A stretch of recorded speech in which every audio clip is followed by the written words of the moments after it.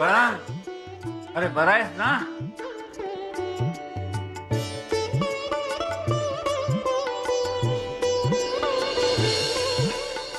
आपली कृपा आहे महाराज, मी बरा आहे. मला माहित आहे तू किती बरा आहेस ते. त्या शिकाऱ्याने झाडलेल्या बंदुकीचा छरा तुझ्या कानामागे रुतून बसलाय तुकाराम. राहू दे बापूड, अरे घरात विश्रांती नाही का घ्यायची? विश्रांती घेत बसलो घरात तर मठात येऊन झाडलोट करण्याचा नियम मोडणार माझा महाराज. मागे एकदा आपण भक्त आणि उपासक यातला फरक समजावून सांगितला. पक्का ध्यानात ठेवलाय मी त्याला. देवाची मूर्ती पाहून जो हात जोडतो, प्रार्थना करतो, तो भक्त. आणि नियमितपणे ठरलेल्या वेळी देवाचं नाम जप करतो, देवाची सेवा करतो, तो उपासक. आणि मी आपला उपासक आहे महाराज. मग झाडलोट करण्याचा नियम मी माझा मोडू कसा? तुकाराम, गण गण गणात बोलते, ईश्वर तुझं कल्याण कर. गजानन महाराज, अरे कोण तू? मी माधव, चिंचोलीस असतो. मग इथे शेगावला कशाला आलास? माझ्यावर कृपा करावी महाराज. अरे मी काय करू? तूच काय ते कर, ठरवलंयस ना तू. नारायण नारायण नारायण नारायण नारायण नारायण नारायण नारायण नारायण नारायण नारायण नारायण नारायण अहो. अहो, कोण आहे ते गृहस्थ? मठामध्ये याआधी कधी पाहिल्याचं आठवत नाही. अहो नारायण अहो, मी पितांबर शिंपी, महाराजांच्या मठातला सेवक. आपण कोण, कुठून आलात? मी माधव, चिंचोलीस असतो. बर बर बर, चला, प्रसादाची वेळ झाली, प्रसाद घ्यायला चला. चला चला चला. नको, मी अन्न ग्रहण करायचं नाही असं ठरवलं. तुमचा उपवास सुरू आहे का? पण प्रसाद घेतल्यामुळे उपवास मोडत नसतो. चला चला, प्रसाद घ्यायला चला. हो, नको म्हटलं ना तुम्हाला. मरण इस्तोर मी उपाशी पोटी राहण्याचं ठरवलं.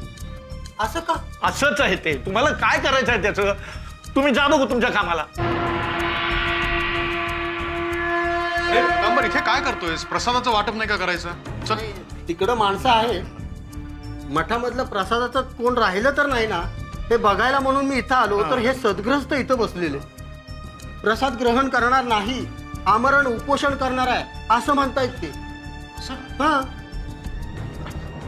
काका, काका असं करू नका. आमच्या बरोबर या, प्रसाद घ्या. तुमच्या सगळ्या विवंचना दूर होतील. हो, आता मी गेल्यानंतरच दूर होतील. नारायण नारायण नारायण.